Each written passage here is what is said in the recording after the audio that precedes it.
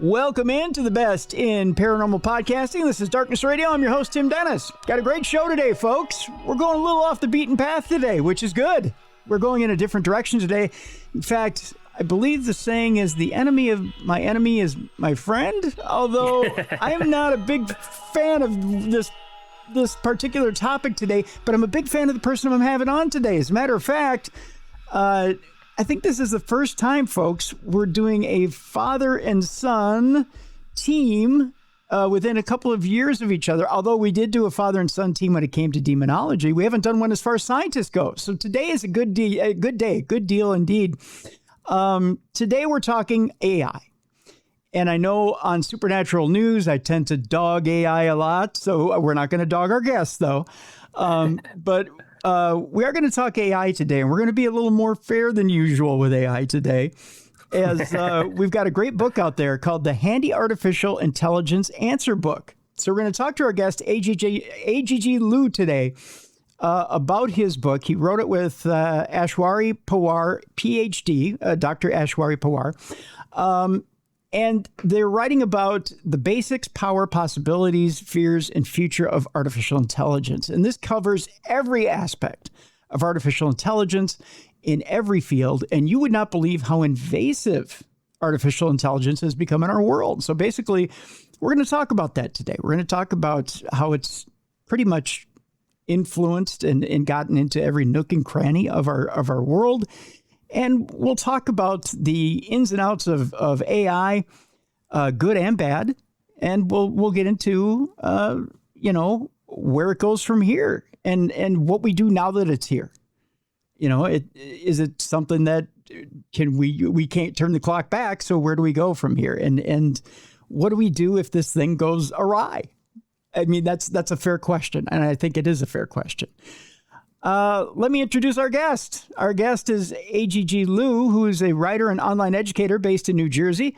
A.G.G. has reached millions of online learners on YouTube, both as the lead scriptwriter for the AI and Futurism channel, Rational Animations, and through their own educational channel. Is it Signore Galilei? Is that how you pronounce it? Signore Galilei. Galilei. Like Galileo. Galilei. That's right. Yeah. Okay, thanks, A.G.G. So you mentioned my dad's a scientist. He named my middle name Galileo. That's what the first G stands for. That's amazing. A.G.G. co-authored the book 30-Second Space Travel with his father, Dr. Charles Liu, and Dr. Karen Masters, and co-hosts the podcast The Luniverse with, of course, his father, Dr. Charles Liu. A.G.G. is in New Jersey. And of course, he co-authored this book with Dr. Aishwary Pawar, who is a statistician in the University Decision Support Office at Southern Methodist University. His work focuses on applying advanced data and analytics and predictive modeling. He holds a doctorate in industrial engineering. Dr. Pawar is co-author of the Handy Engineering Answer Book and is author of Your First Code Python Basics for Absolute Beginners, and he is out of Dallas. So let's welcome to the program A.G.G. Liu. A.G.G., thanks for being here. Yeah, I'm glad to be here. Thank you. I appreciate you being here, and it's my honor to have you here. So AI, man. Okay, let's get into it.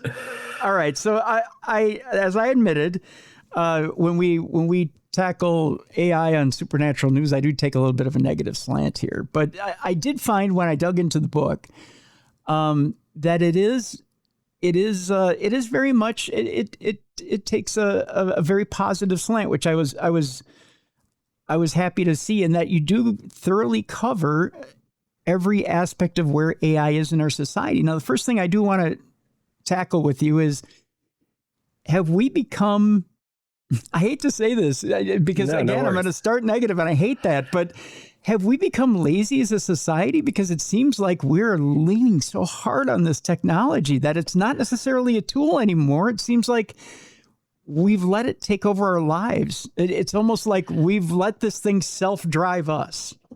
Yeah, I mean, I would say that's really a worry, right? Like, so I do want to be clear about this. AI has a lot of upsides, but also has a lot of downsides. So it's a new technology that's really about change. It's changing our society. It's changing the way we're going to live and work and everything. And it's already starting to do that. So it's not as simple a story as, oh, this is a great new technology that's going to fix everything, or this is a disaster that's going to destroy everything. It's got nuance here. So yeah, in terms of like, are we letting it drive us? I would say that really AI has a lot of specific strengths. And we talk about this in the book. It's very good at finding patterns and things. It's very good at processing huge amounts of information. But it's not good at everything that humans are good at least yet, right? Mm-hmm. And so we need to, when we're dealing with this technology, when we're dealing with this, entity almost, we need to pay attention to where we should be maintaining our own strengths, maintaining our own decision-making capability, to maintaining our own judgment. And I definitely think that that's something that's going to be important going forward. One of the things I thought you were very fair with is there's certain chapters in the book when you're talking about different applications of the artificial intelligence, where you point out that there are artifacts, that there are times where it's not necessarily accurate. Mm-hmm. Particularly when it comes to law, when it comes to, you point out lawyers should fact check their work. They should go back. Yeah. They shouldn't be using it for legal briefs, right? Mm-hmm. They shouldn't be depending on the technology to do the work for them. But I can't stress enough. There's times that we do a segment here on True Crime Tuesday where we do a segment called Dumb Crime, Stupid Criminals. And almost once a month, I've got a story where there's a lawyer being censured in court by a judge because he lazily used AI to file his case. Yeah, that's really not great. As someone who writes things for a living, the same way a lot of these lawyers filing are writing things for a living, you can't have the AI do all the work for you. You can't just, at least with the way the technology is right now, with the level it is right now, you can't just say, hey, write this for me, do a better job than I will, go ahead. That's not going to happen. Mm-hmm. The way you can use it more responsibly is you can say, hey, find me the sources that I can use to go actually write my thing. I'm going to double check that they exist, that they're real, that they're saying what the AI tells me it's saying it is. You treat it like someone who's trying to help you with research, but isn't perfect at it themselves. They're going to make mistakes. They're going to make specific kinds of mistakes that are different than the kinds a human would. So overall, it's something you can use. It's something that can be really helpful, can save a lot of time. But it's not something that you can have do the job for you. You really need to do your job still.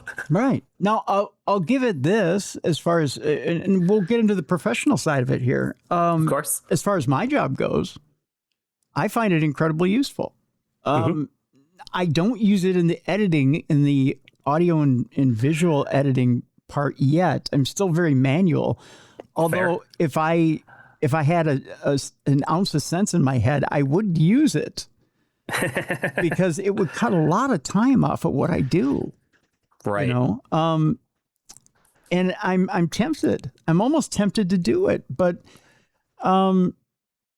there's something to me, and we were talking before the show, there's something to me that says, and maybe I'm too old school, but there's something to me that says, maybe you should resist, right? Maybe you should just stop and go, there's that little bit of me that says, if you give in, you're going to forget the old ways, the old skills, you're going to forget how to do this the right way. And if this technology breaks down, how are you going to remember how to do it? Right? This is definitely fair. And I write for a living. I do this stuff that involves human creativity, that involves human judgment. I'm also finding it myself, like I need to be very careful how I use this AI, how to use it in managed ways that I think are making my process easier without sacrificing the quality of what you result. In creative work, there's a common idea about AI, which I think is pretty correct, which is that it raises the floor, but not the ceiling of what people can do, right? So if you are not a visual artist, you don't draw pictures, and you can get an AI to draw a picture for you, it's going to be much better than what you as an untrained person can do, but it's not going to be at the level of, the best artists in the world or the best illustrators in the world. And so over time, as AI continues to improve, maybe that floor will raise higher and higher. But if it's still not at the level of the best humans, and you think that your product is something that really needs that high level, that you really do still want to be relying on humans, maybe humans assisted by AI or humans augmenting their skills using AI, but you can't be 100% into the AI all that way. Now, that said, I think there are ways that you can use it in ways that are managed, having it, you maybe don't have it do all the audio editing, maybe have it just do a first pass to get rid of the pops and clicks or something like that, will be very helpful. It'll save you time in a way that again, doesn't sacrifice the parts where your human skill and judgment is the most important part. Yeah, I get that. But again, that I hate to use the word lazy, but to me that does the, and I do that. I do the filter passes and things like that. Don't get me wrong. I've got that part down, but then again, I do the manual stuff. I do as much manual stuff as I can. Yeah. But then I tell myself, am I doing enough? Right. There's always going to be that, like, I could do it better. And it's like, the question is like, at some point it's like, it's like so many other tools, right? Like if you're thinking about like, the difference between someone who's like a potter, someone who makes pottery and handcraft this really great bowl, and it's going to be the nicest thing you own. It's going to be the nicest bowl that you serve your food with every time you invite a party over, versus getting a $2.50 bowl from Walmart, right? Like that was made in a factory. It's not going to have that same quality. It's not going to have that same niceness to it. But at some point, fortunately or unfortunately, the economics works out that everyone's buying the $2.50 bowls most of the time and only occasionally using the nicer stuff. Mm-hmm. And I don't really like that answer. I don't really like that the answer is based on what people are going to be using it for money-wise and things like that, because I really want it to be about the human soul, about the human experience. Right. And maybe we can set things up so that it is more about the human experience and the human soul. But again, for better or for worse, I feel like the way things are going, people are leaning towards using it for all these sort of simpler things. And maybe it won't be the best outcome, but maybe it's something we can try and work ourselves around. It'd be like, and this is the only way I can put it, A.G.G, is this. I'm going to equate it to beer. Okay. Follow me here. It's like getting a hold of a really good micro beer, right? Mm-hmm. And you've been drinking this micro beer and you're like, man, this is the best. I just like, you found something special, right? And then finding out that they sold out to a big brewery. Yeah, that sucks. That's a really bad feeling, you know? And then it's just mass produced from there on out. And then all of a sudden you notice the taste has changed a little, and they're using the same old crappy hops. And and then from there on out, it's not the same. It's not. Yeah. And this is only one of a few different ways that we need to be careful about how we use AI in the future. One is, is it going to supplant human creativity, the things we value? Other things are like, can we rely on it in situations that are really important? So something like a legal case, something like a medical decision or a business decision, like, can we rely on it? And the answer, I think, is not yet. But keep in mind that today's AI is the worst AI is ever going to be. You just brought something up, and I want to go down that road. Okay. Medical decisions. Medical decisions. Okay. Let's go down that road, and just briefly. There's and this is a controversial case. There's Luigi Mangione is sitting in jail right now. Because of a medical decision that could have potentially been influenced by AI. I mean, there's a lot of people who get denied medical claims because AI looks at these medical claims first and determines quite soullessly, I'm going to deny this, and this. Mm-hmm. And it just does it based on percentages. Yeah. Yeah. So AI, it's a little bit of more complicated than just percentages, but it is just on patterns. AI, people talk about it being a fancy version of the autocomplete on your phone. And it's true that it is in the same way that you're a fancy version of, a fruit fly, right? Like you still have legs and walk around and see things and smell things, but you have so much more going on because of that extra complexity. In the same way, an AI is churning through its data, tons and tons and tons and tons of it, to find these patterns that are going to be much more complex than what your phone can find on the autocomplete. But they're still just patterns. They're still not that human values. There's still not that ability to actually, they don't have the ability to actually make the same kinds of judgments we would. It doesn't have the, at least by default, it doesn't have the, the heart and soul that we would. It's going to find patterns, and maybe those patterns are unfair, or maybe those patterns are biased against the people in a way that's just not good. And so this is something that can be addressed. This is not something that's necessarily been addressed, which is a whole can of worms on its own. Mm-hmm. But as we're building this AI going forward, as we're trying to figure out how it works and what it does, one of the priorities should be trying to make sure that when it's making decisions, that it's doing them with empathy and with care. And it's really hard because we don't actually code an AI line by line the same way that you'd write a Google search engine or something in years past. We're training it from examples. We're making this machine that can, and that we describe this in the book, we're making this machine that can have a lot of like numerical information in it. And you tweak those numbers until it starts doing what looks good, until it starts writing text that sounds coherent, until it starts answering our questions. So it's really hard to make an AI do what you want it to do, right? Like we've seen, Grok goes haywire every time they try and change it, because you can't tell it what to do and have it work 100% of the time the way you would with a normal computer program. It's funny you bring up Grok. I was telling, I had recorded a program before I was on with you. And I was telling the guest on that program, I was going to bring up Grok with you because okay. One of my co-hosts on this program managed to break Grok in a week and a half. Yeah. It's funny how, just one example of AI, and Grok is probably the weakest one, right? Probably right now, yeah. Yeah, it probably is the weakest one, but it's so easy to turn it against itself. Yeah. Should we really be using this technology and I'm going to throw it right back on medical insurance, because when you think about something as delicate, and I'm going to use the word delicate as medical insurance, okay? Where you're taking someone's life, literally someone's life in certain situations, and you're asking for a life decision. Yeah.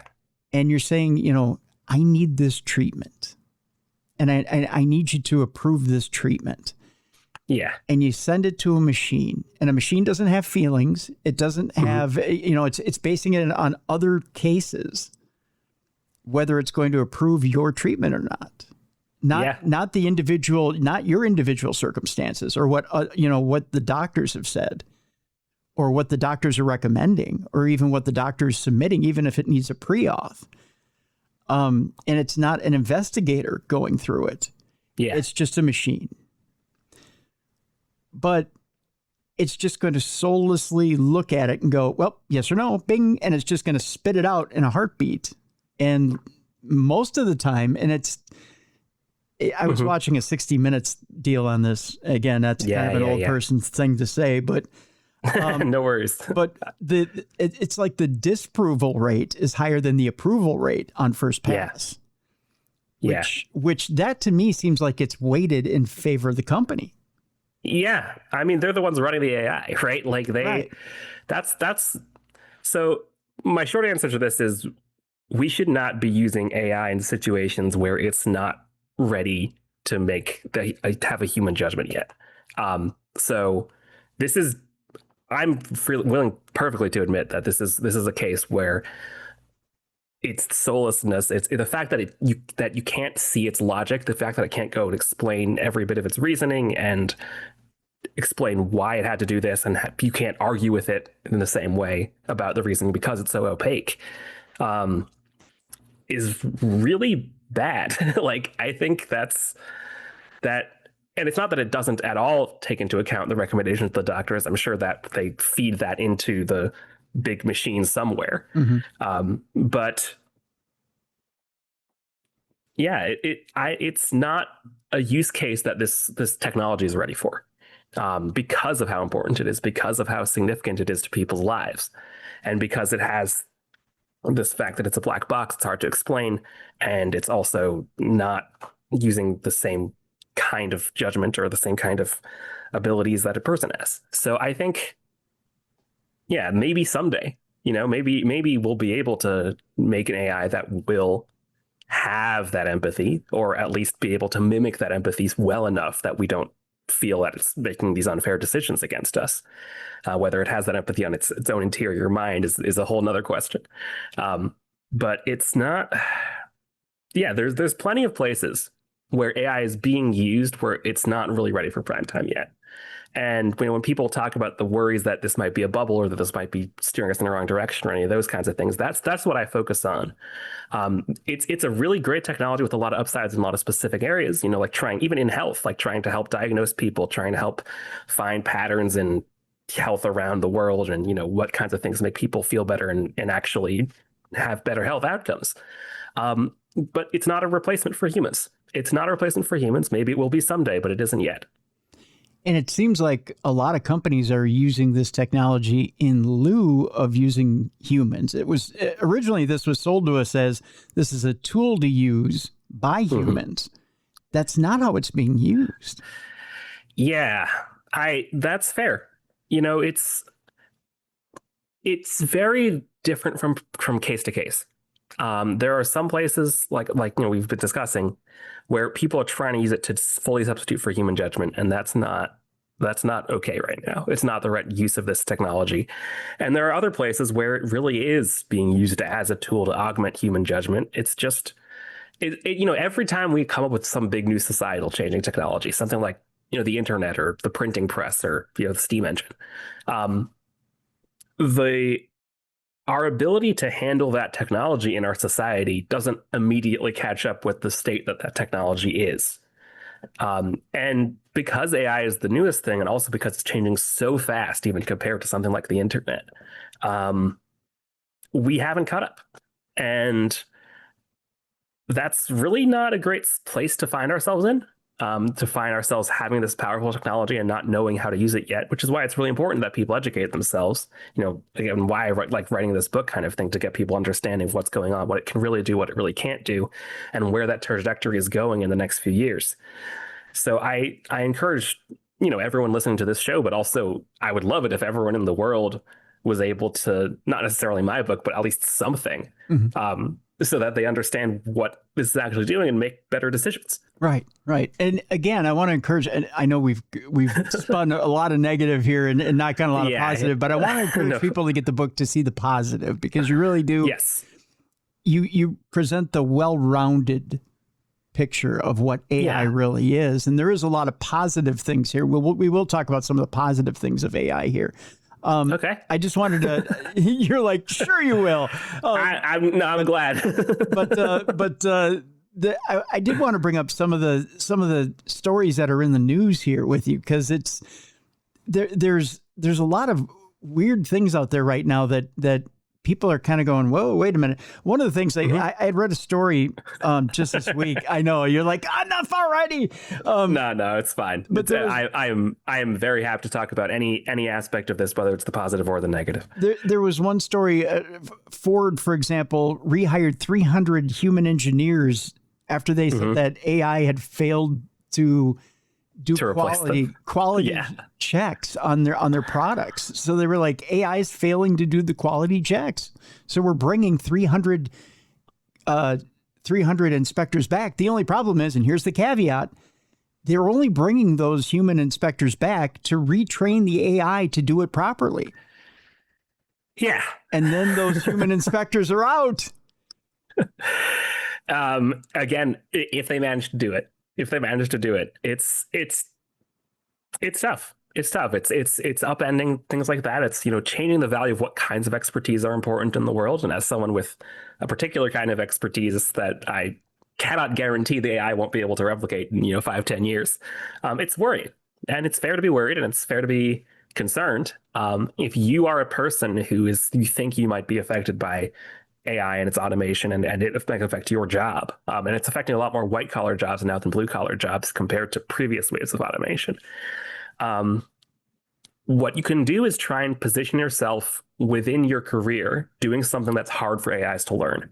So something like making long-term decisions, right? AI can learn from a ton of data, but it needs that data fast. It can't learn from that data if it takes 3 weeks per trial or 3 years per trial. So if you can get yourself in a position where you are using your judgment, I keep saying this word judgment, it keeps being important. If you're using your judgment to make these long-term decisions, or to understand aspects of the problem that can't be easily turned into numbers and data and examples, then you're going to be personally less likely to be laid off or made unnecessary. I put in air quotes because you're not entirely unnecessary anyway, Right. By AI. So there's ways you can try and limit the impact on yourself, but there's also ways it's going to change society, whatever happens. I once told a friend in the radio industry when we were going through a bunch of layoffs in the early 2000s. They were like, how do you make yourself bulletproof in radio? I laughed. First of all, there's no such thing. Oh, for sure. But then I said, you want to know how to become the most bulletproof you can be in radio is learn how to program this stuff. 1, program it, and 2, literally learn how to program it. Learn how to do everything in this building, which is learning how to program the automation. Because the minute you know how to do everything in the systems, like how to program the hardware, you are indispensable. Yep. Once you learn engineering, you're indispensable. This will never go away. Once you know how to learn the systems, you have a job for life.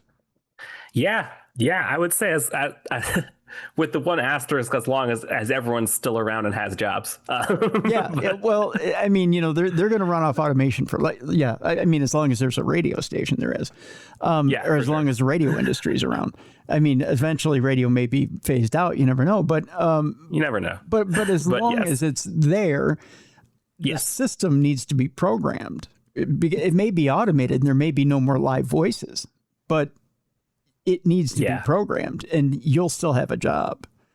Yeah. And it's same with AI. Someone's got to, as much as it's tough, someone has to be there making the AI until the moment AI can make itself, in which case we may be not in a good position anyway as a society. That's kind of the next direction I wanted to go. But I'll tell you what, we'll take our break here. And when we come back, there was an interesting article that came up. It's kind of a way out there woo-woo kind of article, and it had to do with a guy who supposedly came back from the future. And he said in his time, and I'll let you chew on this a little bit, A.G.G, when we go to break, and I'll set this up for you. In his time, when he came back from the future, I think it was like in the 2600s, his government was ruled by a conscious AI governmental head. So what we had done is we had taken a conscious AI and made it our leader. And in that time, it had cleaned up our environment. It had made everything hunky-dory, and we were living as one with AI as our leader.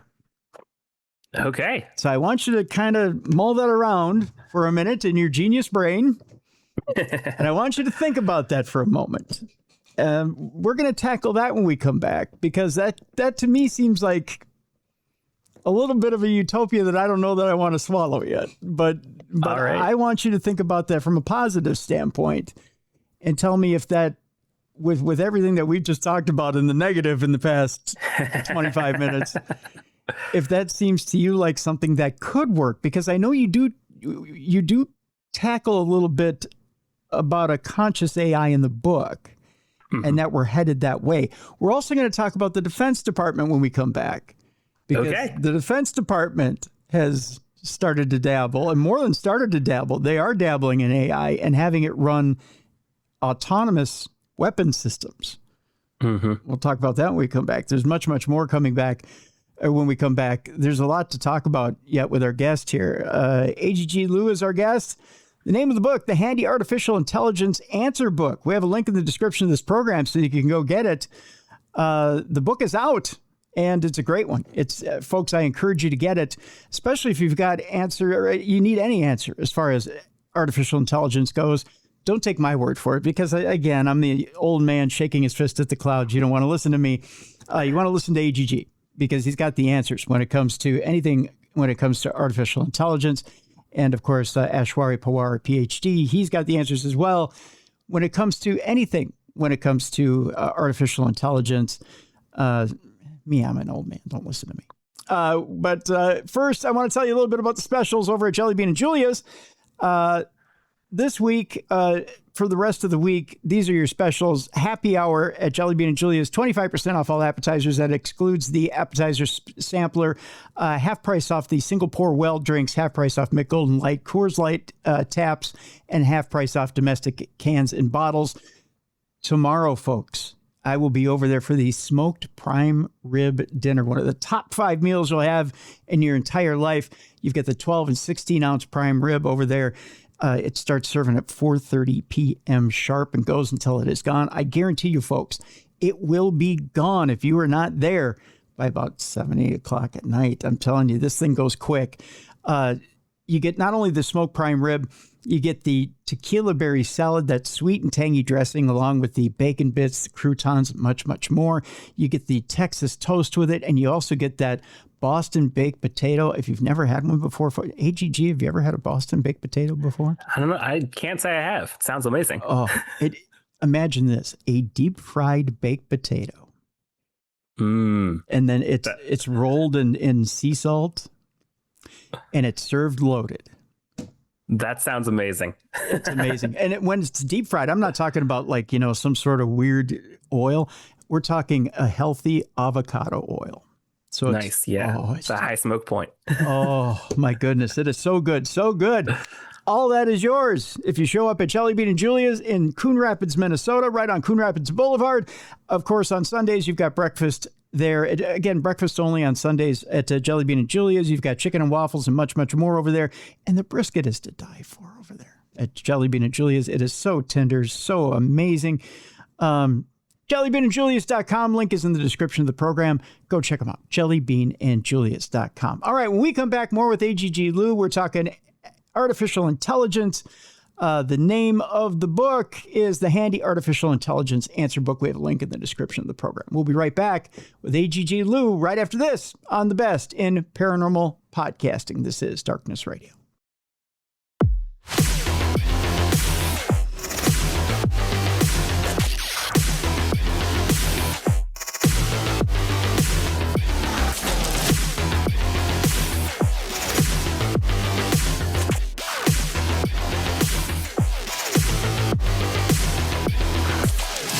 Welcome back to the best in paranormal podcasting. This is Darkness Radio. I'm your host, Tim Dennis. My guest is A.G.G. Liu, and the name of the book is, I got it in front of me here, The Handy Artificial Intelligence Answer Book. It's available right now from Visible Ink Press, and it is written along with Dr. Aishwary Pawar.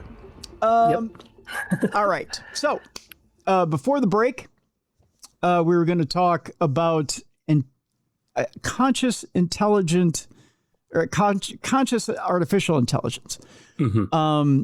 And I had teased that there was a story out there about a time traveler, I believe it was from the year 2600, mm-hmm. Who claims he came back from that time at least. And in that time, he claims that that his government was ruled, or they had elected a conscious AI to the role of president or leader. He said leader. He didn't say president, mm-hmm. But that it was still a democracy. But this democracy was ruled by a conscious AI, and that it's a good way of putting this, A.G.G. That in that time, it cleaned up the environment. It ruled fairly, that everybody had gotten along, that there were no political divides, that it was basically a utopia. I mean, I'd love to live in a world that cleaner environment, no political divides for sure. Whether whether it's by a conscious AI taking charge or whether it's by something else entirely. Now, my issue with it is this. Me being the old man shaking his fist in at the clouds. Yeah. I got to think if one person can divide a nation, I got to think that one AI really could divide a nation. For sure. Oh, yeah. So this is very much dependent on a lot of things, a lot of pieces of this. So number one, could AI be conscious? That's a whole section of what it means to be conscious, and is consciousness something about our own brains and our own bodies and our own lives that's not replicable artificially, or if it's something that could in principle be connected to a computer just as easily as it could be connected to our own brain. I think that's possible. I think there's not a lot of evidence that the current AIs that we're currently looking at, they don't seem to be conscious when we look at them. And it's not that no one's looking for that. There's people looking and they're saying, there's a chance, but it's not a very big chance. But maybe sometime in the future, as they continue to develop, maybe they will achieve, the kinds of things that we'll be able to recognize and say, yes, this is a conscious AI. But the bigger part of that, I think, really is, will AIs, as they get more powerful, will we end up with an AI that wants to help solve our problems and that is good at helping solve our problems and that we trust? And I'd say that's a really big unknown right now. There's a discussion that's big, and we have a whole subsection in the book about it here called superintelligence. The idea that someday, and depending on who you ask, that someday could be in a century, it could be in a decade, there'll be an AI that is more intelligent, more capable in terms of the things it can actually do than any human on Earth, or even all the humans on Earth put together. And that's a pretty scary thought, because, like you said, if this AI wanted to divide us or take over the world from us, even, if it wanted to say, build a computer the size of the Earth using all the atoms in our buildings and our bodies and things like that, then there's not much we could do to stop it. At least not by the point it's already made that decision. So if we're talking about making AIs that get smarter and smarter, ones that AIs, that can work on their own internals and make themselves smarter, we really, really, really need to make sure that they have desires and goals that match ours, that are consistent with humans having great lives, having, flourishing as a society, as individuals, as a people in the universe. And that's one of the biggest challenges, even when we're talking about making AI smarter, beyond just this next few years and adapting to it in society the way we have it, or we're talking about in the longer term future. This is really maybe the single biggest thing we need to worry about, at least in terms of its possible impact. When you say that super intelligent AI, and it may take a decade, it may take 100 years, it may take whatever. There's one article out there that came out just recently. Makes me wonder if we're not already on top of that. I don't know if you saw it or not. It came out in May. OpenAI's internal AI model solves this 80-year-old math problem. Yeah. So I actually do have some specialty in math. My undergraduate degree was in math. So it's an interesting result. I wouldn't say it proves that AI is smarter than humans are yet. Okay. So specifically, it was a problem posed by a guy named Paul Erdős, and the article made a whole big fuss about how Erdős offered a cash prize for the reward for solving this problem. And the answer is yes, he did. He also did that for tons and tons of other problems, most of which, the ones that have been solved by humans. And the award for solving this one, if you proved it right, was $500, and if you proved it wrong, was $50. So it's not it's not huge sums of money here. Okay. But what's cool about this result mathematically is that the AI went down a road that humans just sort of looked at the beginning and thought, this isn't going to pan out. We don't need to look at this version of the potential solution any further. It's not going to be helpful. And because AIs don't get bored the same way a human does, they don't give up because it doesn't look promising. They just keep chugging and chugging because you told them to, and because the computer is making it do that. It was able to get a solution down this road that the humans sort of missed. Oh. So it's interesting. It's definitely something cool and something interesting that AIs did that humans didn't do. But I wouldn't say it's something that humans could never have done. It's just not something we ended up making the decision to do. So AI was just tenacious. It was tenacious, and it had the ability to like connect a bunch of facts from different areas of math, which the best human mathematicians also do. But it's cool that the computer did. Okay. All right. That's fair. All right. So score one for AI, but it wasn't necessarily smarter. Yeah. I agree with that. It's a score for the AI, but it's not proof that it's smarter than us in general yet. Okay. Yeah. So yeah, if AI does become smarter than us in a way, and we've built it in a way where it wants nice things for us, it very well could do things like help solve environmental problems or help heal divisions in society by coming up with solutions that actually please everyone in some magical way. Or even it's easy to be an angel in paradise, right? Like if it produces so much nice stuff for us that we actually like, not just slop, that people call it, then maybe everyone will be like, yeah, sure, my neighbor is someone I disagree with on this fundamental issue, but we both are millionaires and it doesn't matter. Like there's lots of possible visions for the future here, some of which are really, really nice visions that we don't know how to make happen yet. But there are people, in this field who want to make the future of AI a better one. And it's something that people can get involved in. You bring up an interesting term, and that is AI slop. Do you now, I'll admit, I produce a little bit of AI slop every week when I put out a promo for Supernatural News. I make a graphic for Supernatural News, and it tends to be a funny graphic, whether it be, and it tends to tie into whatever the theme of Supernatural News is that week. And I just want to make a funny picture, right? So yeah. So it could be, I don't know, it could be a fleet of aliens that are wearing wrestling T-shirts or whatever it is. It's something that's just kind of off the wall funny. But you know what? For some reason, my Chat GPT gets my sense of humor.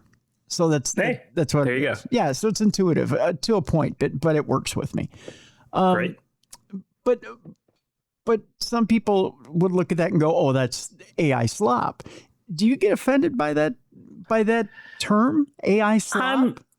I don't get offended by it. I think it hides some nuance in there, which is that if you know how to use AI correctly and you know what things it's good at and what things it's not good at, it can produce some things that are honestly rather impressive from the perspective of someone who's not a deep into the arts or one specific art, or even someone who's moderately deep into that. I've heard people who say that, they can use AI in targeted ways to create some very nice kinds of pictures and things like that.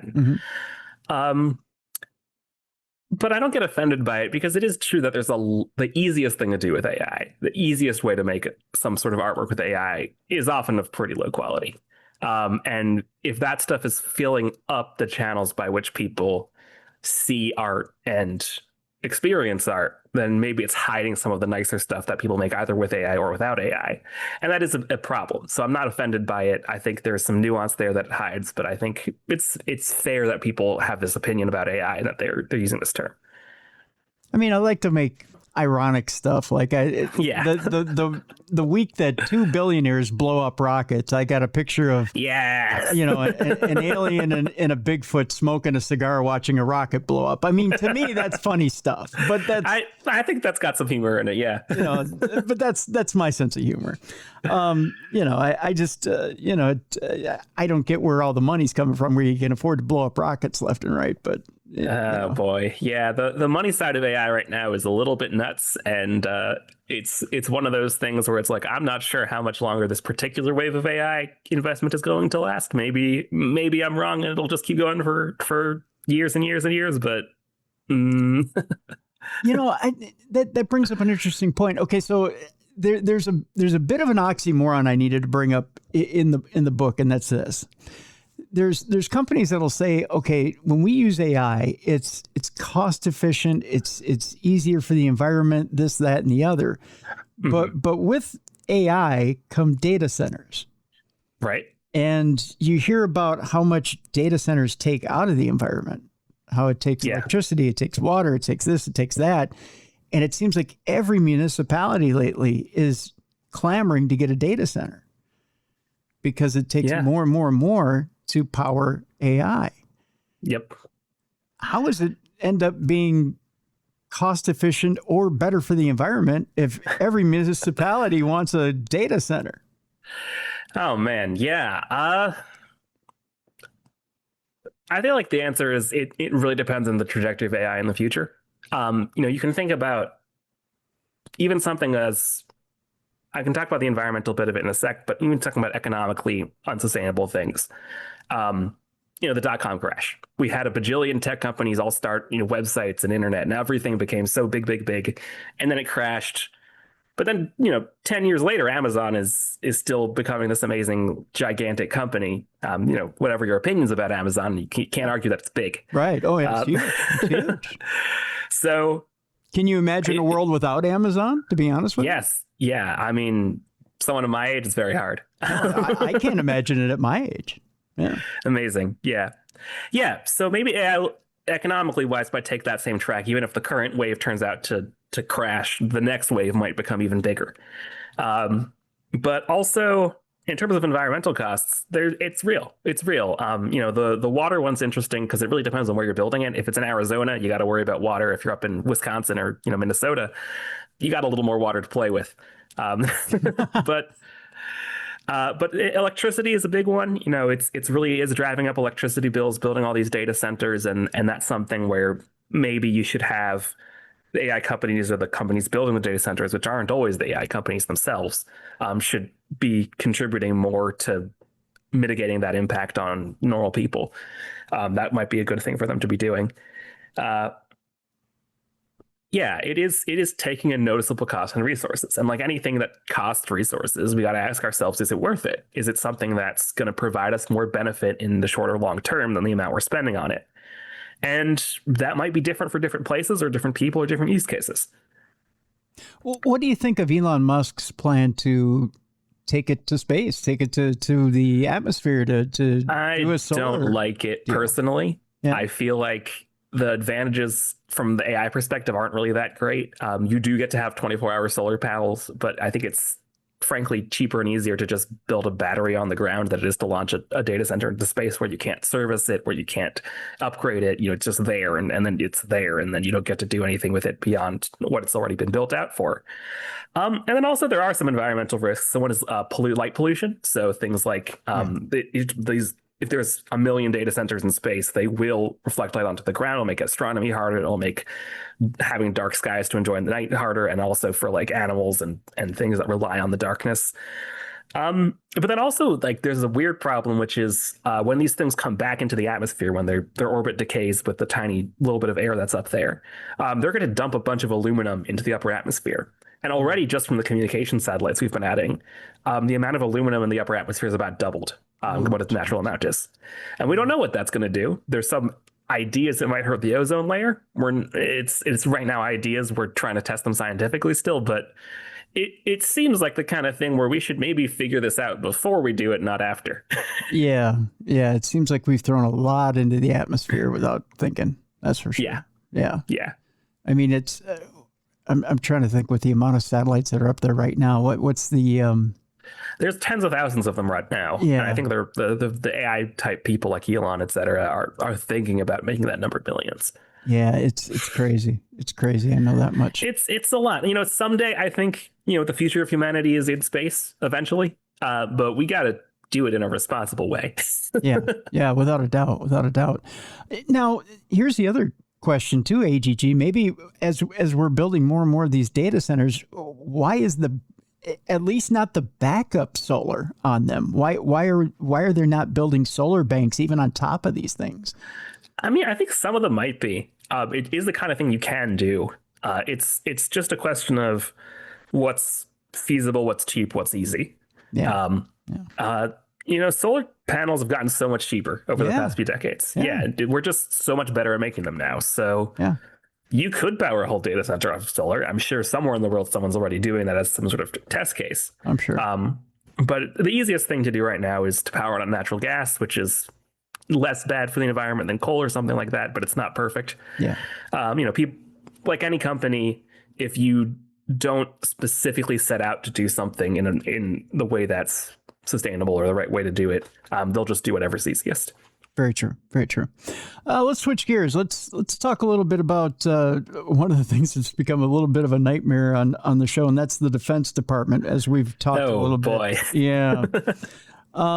There have been stories that have come out over the last year or two about the fact that the Defense Department keeps trying to marry AI with their different weapon systems.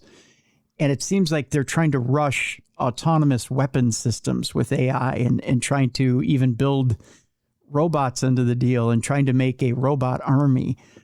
And it seems like we're rushing the whole robot army thing and Boston Dynamics and the entire deal.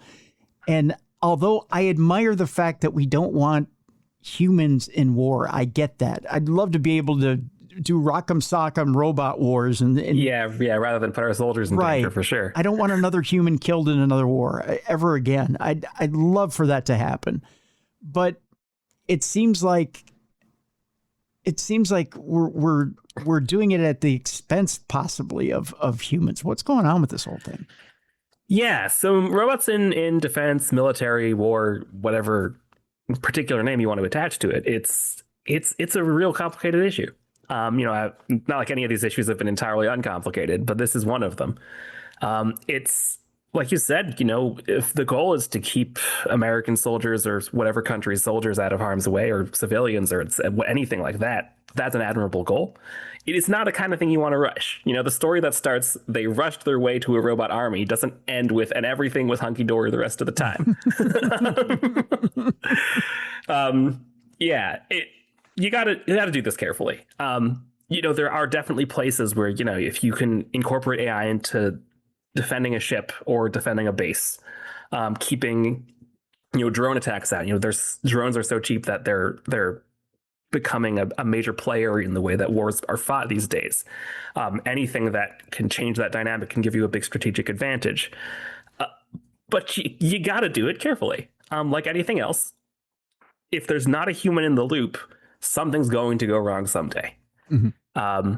And you really, really got to make sure it's not going to go wrong in a way that causes people to die or people to get injured. That any more than necessary in a war, if that is a thing that you find necessary, So, like really all these other topics, it's something where you got to keep human judgment around. You got to keep the technology in the amount that it's already good at, not things that it's more experimental at, but don't deploy it in something that you're only 90% sure it's going to keep everyone on the field safe. Because that's too high a risk. At least in my view, with the information that I have, it's a place to be careful. The when smaller governments and smaller world governments have drone armies, that tells you that we have issues. I mean, again, watching different magazine shows, when the Defense Department says we had a drone army fly right up to our base, basically spy on us, and we had no way to stop them. That's a scary statement. It is a pretty scary statement. And people have been thinking about the ways we can change this, jamming the signals of the drone so they can't phone home. They can't, run their spy missions or whatever. There's the military expertise on this is a little bit beyond my pay grade, I must say. But it is something to be concerned about. AI is becoming a player in the world in every field, and that includes warfare, that includes military.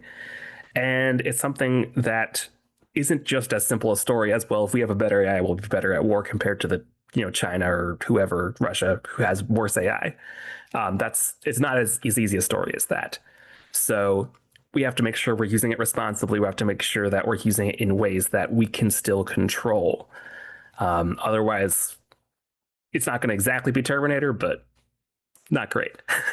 Are we headed down that road? I mean, I know we joke about it here on the show that we're only 2 steps away from having a Terminator type future, but is it looking like with the Boston Dynamics stuff on this end and the government saying we're fully investing in AI, get ready for it because we've got this huge budget we're putting into it. It seems to me like Skynet is right there. It's just meeting right in the middle. It is something, again, that even if it's a remote worry, because it's such a big impact, it's something that we would really have to it's smart to concern ourselves with at least a little bit. I'm not going to come here and tell you that Skynet is guaranteed. I'm not going to tell you here that it's guaranteed not to happen either. You can even look at the people building these AIs, the people running full steam ahead, like Elon Musk, like Sam Altman. If you ask them, what's the chance that AI causes human extinction or doom of humanity? This term comes up a lot called P-doom, the probability that we're doomed. It's shorthand. That's interesting that's in the industry. They're saying numbers like 5%, 10%, 20%, and it's like that's concerning. That even the people making this go as fast as possible, think that there's a 10%, 20% chance that it's going to doom everyone. Like, that's bad. Maybe we should be working harder. And so this is something called the AI alignment problem, is the term for trying to make sure AIs don't want to doom us, but want us to have good lives and stuff instead. It's a real thing, and like I said in my bio, I work for a YouTube channel called Rational Animations, and we talk a lot about the AI alignment problem there, and AI in our sort of science and futurism lens of things, about how we can actually make sure that AI is safe. And there's no easy silver bullet yet. There's may never be one, but it may be a stack and of layers of different strategies that make sure that we don't get to Skynet. It's something we got to work on. As much as the common layman talks about, well, we have this fear, and people say it's an irrational fear. I believe it was Jeffrey Hinton, the godfather of AI, who Nobel Prize winner, Nobel Prize winner, comes out and says there's this definite threat of a superintelligence. In fact, he warned, and the quote is here. In fact, I'm going to read it right off Google. He warned that digital systems could soon surpass human intelligence because those models can compress information and see connections across human knowledge that no single person could. They may eventually become more creative than humans. His most prominent concern is that AI could eventually decide it no longer needs humans, estimating a 10 to 20% chance that superintelligent machines will wipe out humanity. Yeah. And I think the fear is, and I'm going to kind of marry him here and get everybody to go, is this, A.G.G., is that we start putting it in vital systems, agriculture, health insurance, defense. We put it in all our basic systems that we need, and it goes, you know what? Here's our choke points. We take and cut off the food supply. We've got their weapons. We've got them here. We've got them there. Yeah. And now they're nothing but a virus on the face of the planet. Let's get rid of them. Yeah. And so this is a real worry. Jeffrey Hinton is a really smart guy. I really respect him a lot. He has identified this problem, and I think it's a real problem. Now, I don't think it's going to be necessarily because they said, oh, humans suck and are evil and the worst. It might even be just because it's like, well, humans are in the way. I want to turn the entire Earth into a giant supercomputer, or whatever it wants to do. I know paperclips is the example that people often give. It was somehow in its desires decided it liked paperclips and wanted to knock over every steel building in the world to turn it into paperclips, right? You've identified the threat model pretty darn well. That it is that maybe we'll rely on it too much in these important systems, and either it'll actively turn hostile to us because we're in the way or something like that, or it will just break down in ways that we don't fully understand.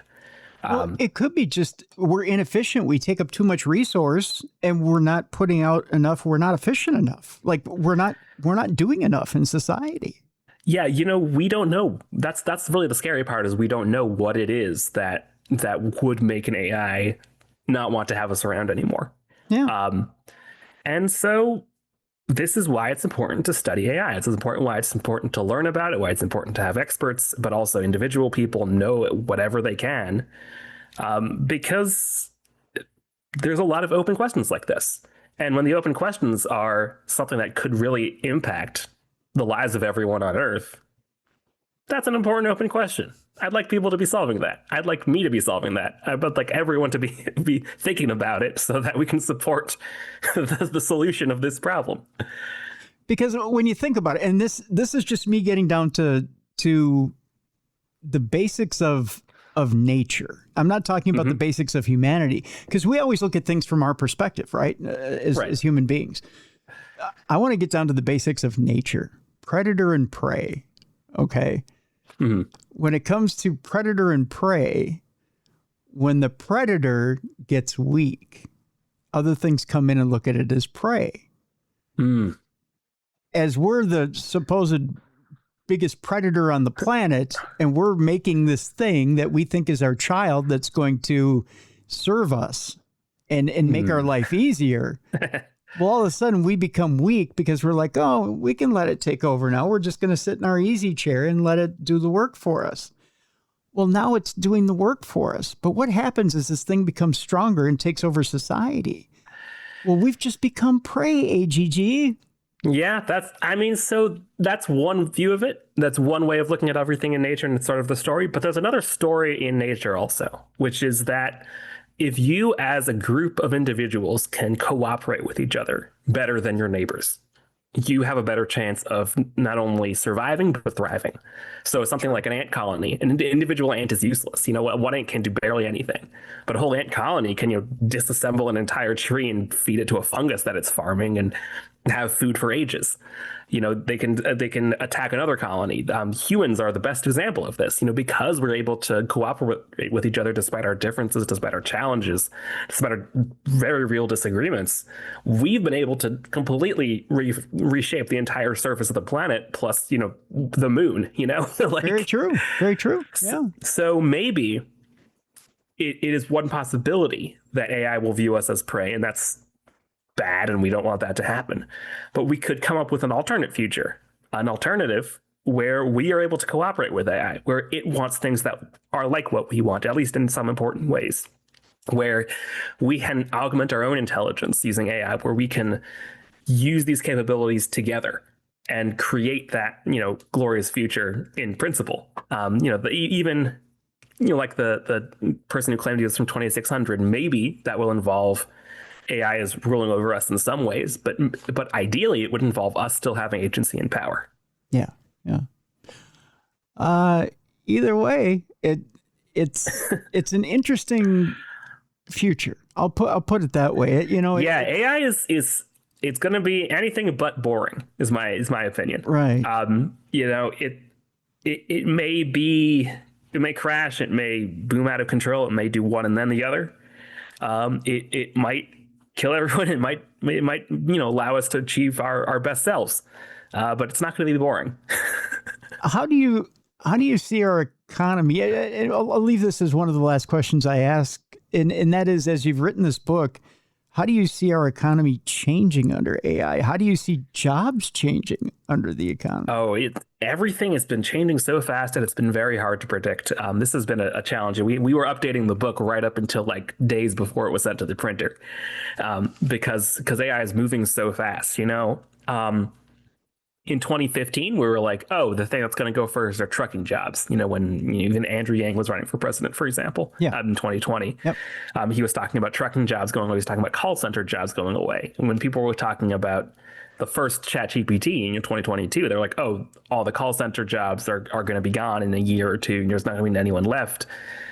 And that didn't really happen exactly. No, it changed the nature of that, but hasn't happened exactly. And then now AI is the thing it's best at is software engineering, because you can check a piece of programming code easily, a computer code, you can just run it and see if it works. And that means that it can get lots of data. So now we're worried like, oh, the software engineering jobs are going away. Facebook, Google, all those guys are having these huge layoffs, whether they as the reason or just an excuse. Interesting question. But yeah, so the nature of the kinds of things AI is good at and what it's automating and where we expect that to go has changed dramatically, even over the past 4 years. So it's very hard to predict what's going to cause next in the economy and the world.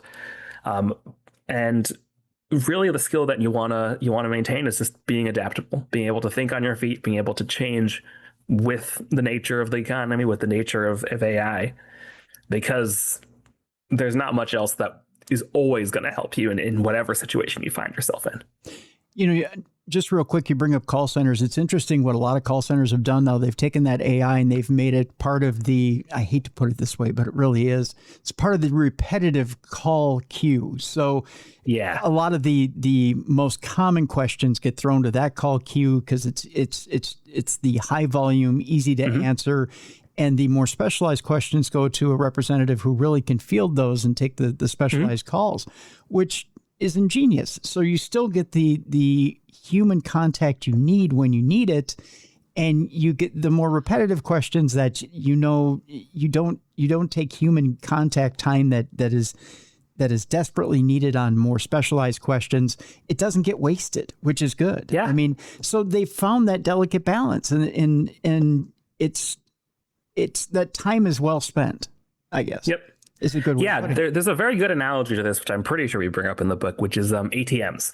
So back when ATMs were first introduced, the people in charge of, predicting this kind of thing, the technology guys were like, oh, teller jobs are going to go away. There's not going to be any tellers left in a few years. And the weird thing is the number of teller jobs per bank branch went down significantly, but the number of teller jobs in total went up. Because it became so much cheaper to operate a bank branch with this ATM now, you could have more tellers in total. So it was only decades after ATMs were introduced, once online banking started becoming a thing and mobile banking apps and so forth, only then did the number of tellers actually go down. So even something that straightforwardly automates the biggest portion of someone's job doesn't automatically mean that job's going to go away. Right. It could have this sort of complicated dance. Yeah. Yeah. It's crazy. You think that piece that's so automated that, is going to save a huge amount of money, that we're going to be able to get rid of these jobs. No, not necessarily, because not immediately necessarily. Not immediately. It sometimes it does open up an avenue for more jobs. And it's crazy how it does it. And how it creates a need. Although when you look at AI, you think, oh boy, there's a whole avenue there for us to lose jobs. There's a whole avenue there and a whole bunch of different different industries. There really isn't. I can see in especially farming. You bring up farming in this book, and I can see where it's a companion piece, but again, we still need farmers. We still need the people who have the agriculture background who can, Right. I mean, 500 years ago, almost everyone in the world was a farmer. Yep. Now we have a few farmers compared to when we did then, but they're a lot more specialized. They're a lot more high-skilled labor in specific areas. It's going to change the nature of work. It's not necessarily going to replace your job immediately. It's not necessarily going to remove everyone's jobs right now, but it's going to change it. Yeah. And you have to know what's up. But boy, I mean, we still need them, boy. We still need them. We still need that. And you want to talk about the most, if there's anything that's the most basic scientist in the world, it's a farmer.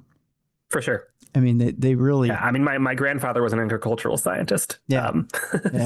They really are. And we have agriculture science here at the University of Minnesota, and they are so important. So, yeah. It's amazing. So on that note, I think we'll wrap it up. I so enjoyed my time with you, A.G.G. I really did. Thank you so much. I know I didn't put too much of a positive spin today.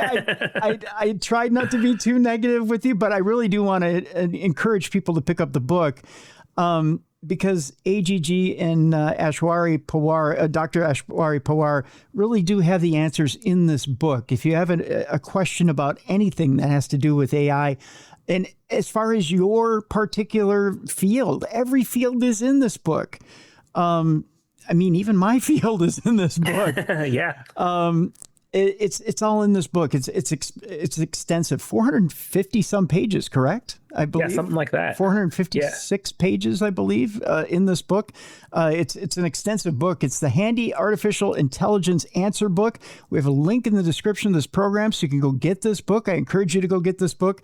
And it goes into everything from the mechanics of AI, so you understand how AI works, to how it sets up across the nation, to how it affects your individual field, to anything that there's no reason to be walking around not knowing how this thing works, because you need to know how this works. If you're sitting around at home thinking, you know what, I don't need to worry about AI because it's a thing of the future, you're done. You're toast. Am I right about that, A.G.G? Oh, for sure. Yeah, it's happening now, and it's going to keep happening. That's right. It's in society. It's invasive in society. It's in every corner of society, and it's here to stay. It's pretty much it's driving society right now. It's to say it's driving us is, I think, accurate, and it's not going anywhere. So get the book so you know what's going on and where life is going from here. A.G.G. Liu, I want to thank you so much for being on the program today. Hey, glad to be here. Thanks for having me. Thank you. And give your regards to my father to your father for me. I will. And I'll give you your regards to my father for you. I have no idea you might as well. what that means either. Folks, we're on the weekend, and I want to just give you a couple notes here before we leave you. One, support the show. Go to darknessradioshow.com. True Crime Tuesday and Darkness Radio swag is there. Two, if you're listening to this program, not watching it on video, go to the original Darkness Radio on YouTube, or go to darknessradioshow.com. Both the video and audio live in the exact same spot in the description of this program. So look at them both, same spot. And three, the Darkness Radio app is available right now for Apple. Go to the Apple store and go ahead and download it. Or if you have it already, update it, because the update's available right now. All right, folks, with that, we're upon the weekend, the 4th of July weekend. Just a quick note for you. If you're lucky enough, like I've been, you lived through two of these special 4th of July or anniversary weekends. In 1976, I was 6 years old. Now I'm 55 years old. Haven't quite celebrated that birthday yet.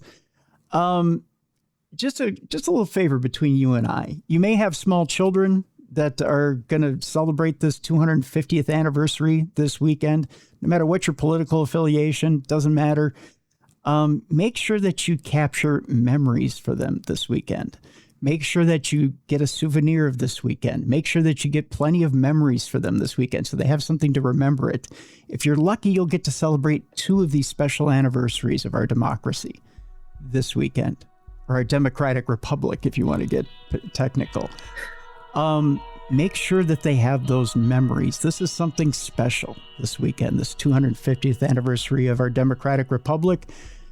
Make sure that they remember it down the line, and make sure that they have memories of you during this time so that they can go back and share it with their children and grandchildren. All right. And remember to bring out a elderly or disabled member of your community when it's time to celebrate this weekend as well. Be a light in someone's darkness. A message from your friends here at Darkness Radio. All right, we're out of here. We'll see you next week. For Mally Fox, for Jessica Freeberg, for Beer City Bruiser, for Travis Thorpe, I'm Tim Dennis. We'll see you next week here on the best in paranormal podcasting. This is Darkness Radio.